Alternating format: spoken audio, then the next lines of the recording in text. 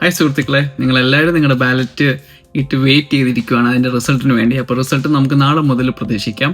അപ്പം എല്ലാവരും അവരുടെ മെയിൽ ID മസ്റ്റായിട്ടൊന്ന് ചെക്ക് ചെയ്ത് ഇരിക്കുക റെഗുലറായിട്ട്. ആരെങ്കിലും പുഷ് നോട്ടിഫിക്കേഷൻ ഓഫ് ചെയ്തിട്ടുണ്ടെങ്കിൽ അത് മസ്റ്റായിട്ട് ഓൺ ചെയ്ത് വെക്കുക. കാരണം അത് ഓഫാണെങ്കിൽ നമുക്ക് മെയിൽ വന്ന് അറിയില്ല. അപ്പോൾ നിങ്ങൾക്ക് ചെക്ക് ചെയ്യേണ്ടത് ഇത്രയേ ഉള്ളൂ, നിങ്ങളുടെ മെയിലിൽ സംഭവം വന്നിട്ടുണ്ടോയെന്ന്. അപ്പം അത് മെയിൽ വരുമ്പം അതിൻ്റെ ഹെഡർ എന്ന് പറയുന്നത് ഇന്ത്യൻ യങ് പ്രൊഫഷണൽ സക്സസ്ഫുൾ ആണെങ്കിൽ സക്സസ്ഫുൾ എന്നും, അതല്ല നമുക്ക് കിട്ടിയില്ലെങ്കിൽ നോട്ട് സക്സസ്ഫുൾ എന്നും ആയിരിക്കും അതിൻ്റെ ഹെഡർ വരുന്നത്. അത് നിങ്ങൾ മസ്റ്റായിട്ട് നിങ്ങൾ ചെക്ക് ചെയ്യണം.